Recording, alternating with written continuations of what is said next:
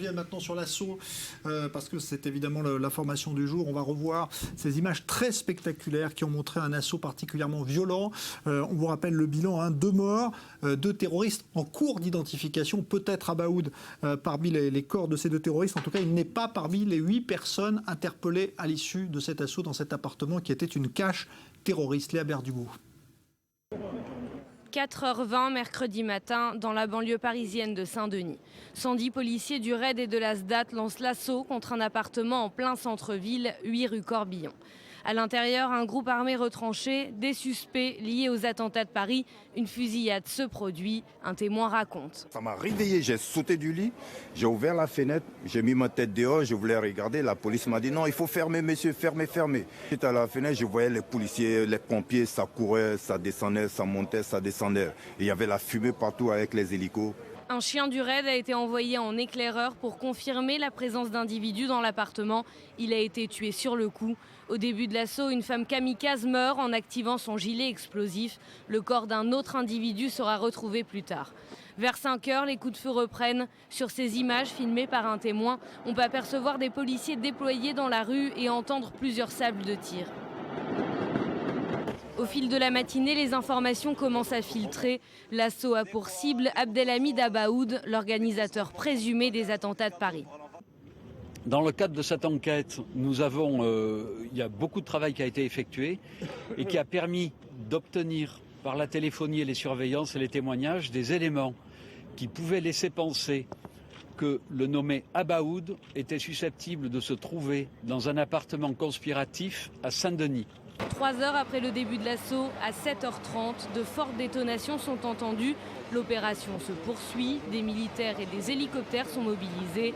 La police a procédé à 7 arrestations, 3 individus qui ont été exfiltrés de l'appartement. 4 personnes ont été arrêtées à l'extérieur, dont le propriétaire du domicile où étaient retranchés les suspects. On m'a demandé de rendre service, j'ai rendu service monsieur. On m'a dit d'héberger 2 personnes pendant 3 jours et j'ai rendu service normalement. Je ne sais pas d'où ils viennent, On est au courant de rien, monsieur. Si je savais, vous croyez que je les aurais hébergés? 11h26, c'est la fin de l'assaut. 3 policiers et un voisin ont été blessés légèrement. Les forces de l'ordre continuent de fouiller le bâtiment pour le sécuriser. Les écoles et les collèges de la ville ont été fermés. Les autorités ont mis en place une cellule psychologique pour répondre aux chocs subis par la population. Voilà, assaut particulièrement violent. On est justement en ligne avec Gérald Rivière, qui est ancien agent du GIPN, le groupe d'intervention de la police nationale. Ce matin, c'était le RAID et la BRI qui intervenaient. Bonsoir Gérald Rivière, vous êtes en direct depuis Marseille avec nous.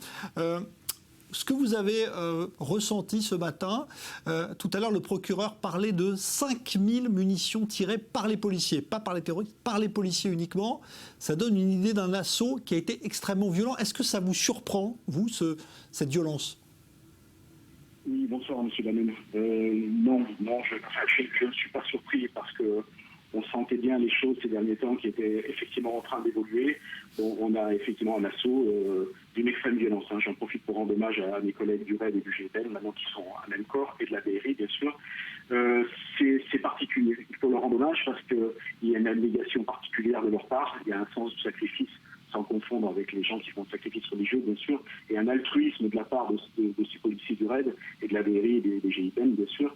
Mais c'est énorme. 5000 cartouches et sans compter, bien sûr, les échanges, les cartouches tirées en face.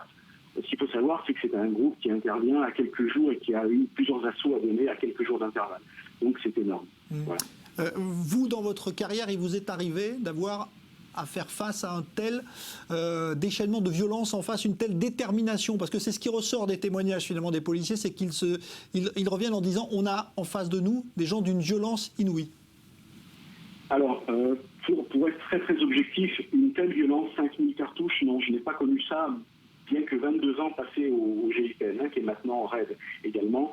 Nous avons eu des prémices en 2001, même si à l'époque ça avait été très caché par les autorités. C'est sur Béziers, où on avait un individu en septembre 2001, avant les tours jumelles, qui avait déjà attaqué Safir Begouya, je ne sais pas si vous vous souvenez de cet événement, qui avait attaqué un commissariat, un ancien entraîné dans les camps d'entraînement, et qui avait tué un adjoint au maire de Béziers, etc.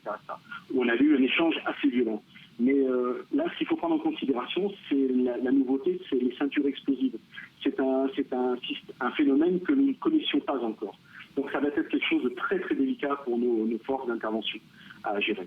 Je voudrais qu'on dise un mot parce que ça a aussi été relayé ce matin, notamment sur les réseaux sociaux, ce chien d'assaut qui faisait partie de l'équipe du RAID et de la BRI qui a trouvé la mort, qui a été tué dans les échanges de feu par les terroristes.